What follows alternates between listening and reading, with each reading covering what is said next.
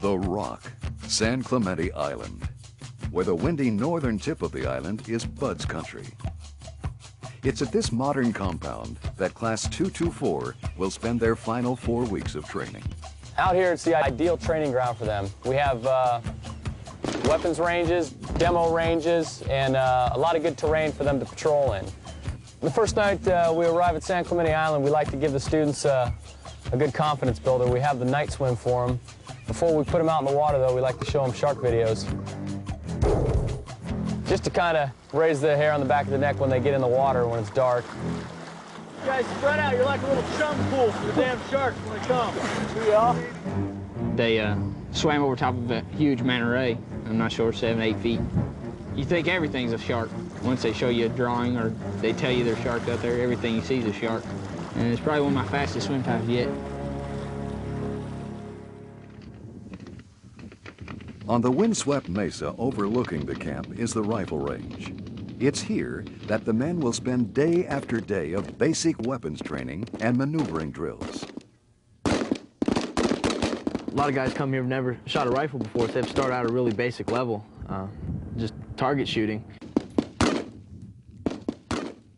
Third phase is designed to finally teach these guys how to be SEALs. And we have to start off with basic rifle drills. And everything in third phase is a gradual progression. 2, 2, 4! Hallelujah! 2, 2, 4! You're so broken down from the first 5 months of Buds. It doesn't matter what they do to try to build you up. Nothing works. You just hurt. You just go on. You guys get out into teams. You're going to be asked to do things that you think is impossible. But here we're proving it to you that maybe it's not impossible with a little bit of planning and preparation. Do ya? Yeah! I think by far the toughest part is the daily grind. I don't think any individual day or any individual evolution is that hard. You know, it might be a 14-mile run or a 5-mile swim, but in a couple hours it's over. It's just the day-to-day grind. And they say it gets easier after Hell Week. But I think the easiest part of Buds is Hell Week and prior. Because at post-Hell Week, a lot more is expected of you, and you just go day to day. You have so much they have to teach you. I think the toughest part of the whole thing is just staying motivated for 6 months.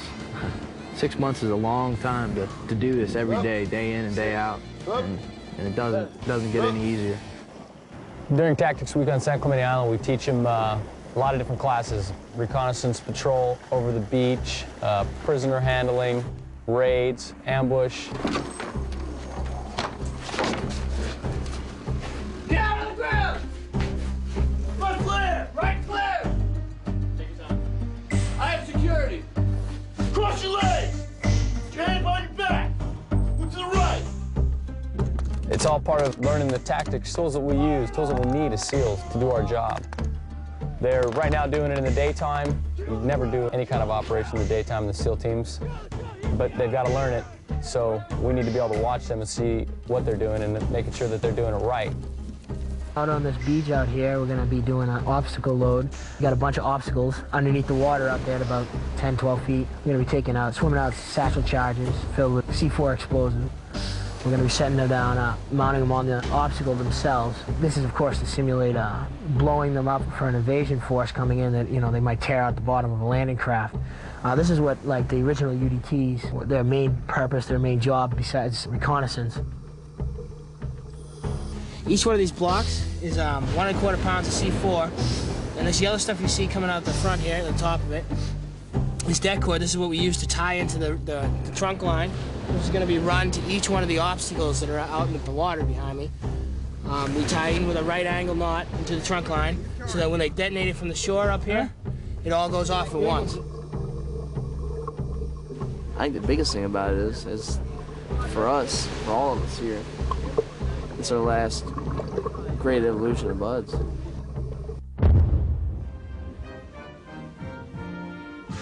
Buds is the only training program in the Department of Defense where officers and enlisted men go through training together, yielding an uncommon sense of camaraderie and brotherhood.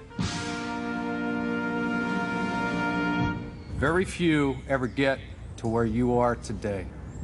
You only graduate from BUDS training once. It marks the completion of the toughest military training in the world. In a society where mediocrity is too often the standard and too often rewarded, there is intense fascination with men who detest mediocrity, who refuse to define themselves in conventional terms, and who seek to transcend traditionally recognized human capabilities. This is exactly the type of person BUDS is meant to find. The man who will find a way to complete each and every task to the best of his ability. The man who will adapt and overcome any and all obstacles.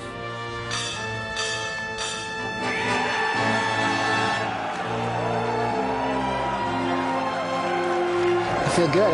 It's like a huge weight lifted off his shoulders. I mean, obviously everybody says, you know, this is the first step, still a lot to come and stuff, but this is a big step, so. I feel on top of the world today. It's been 6 months of arduous training, and it's just, I can't even describe how I feel. There's some points of training where you feel like you can't make it through one more day, but you press on hour to hour, minute to minute, and eventually you get to this point. The person who wants to be here and ends up becoming a SEAL is the person who wants it deep down inside. And if he doubts it at all, then he just doesn't belong.